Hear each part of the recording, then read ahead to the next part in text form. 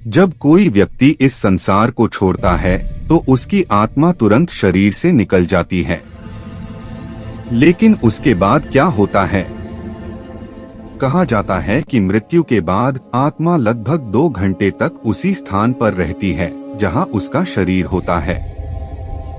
वह बार बार अपने शरीर में लौटने की कोशिश करती है, लेकिन लौट नहीं पाती। फिर वह अपने प्रियजनों को रोते बिलखते देखती है और उनका दुख देखकर उसकी व्यथा और बढ़ जाती है। इसके बाद आरंभ होती है प्रेत यात्रा की पहली रात, वह काल जो लगभग 13 दिनों तक चलता है। इन 13 दिनों में आत्मा को अपने जीवन के कर्मों का फल भुगतना पड़ता है।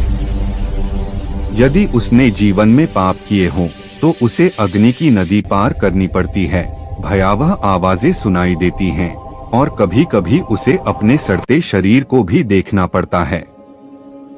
ये 13 दिन आत्मा के लिए सबसे कठिन माने जाते हैं। भूख, प्यास और बेचैनी के साथ उसे अपने हर कर्म का हिसाब देना होता है। परंतु यदि आत्मा ने पुण्य कर्म किए हों तो यमदूत उसे एक दिव्य प्रकाशमय लोक में ले जाते हैं, जहां केवल शांति, आनंद और विश्राम होता है। वहां आत्मा विश्राम करती है जब तक कि उसके पुनर्जन्म का समय नहीं आता। जब किसी स्त्री के गर्भधारण के 3 महीने पूरे हो जाते हैं, तब वह आत्मा नए शरीर में प्रवेश करती है और इस प्रकार शुरू होती है एक नई जिंदगी, एक नया अध्याय। भगवान श्री हरि विष्णु के चरणों में नमन। लाइक और कमेंट में लिखें जय श्री हरि।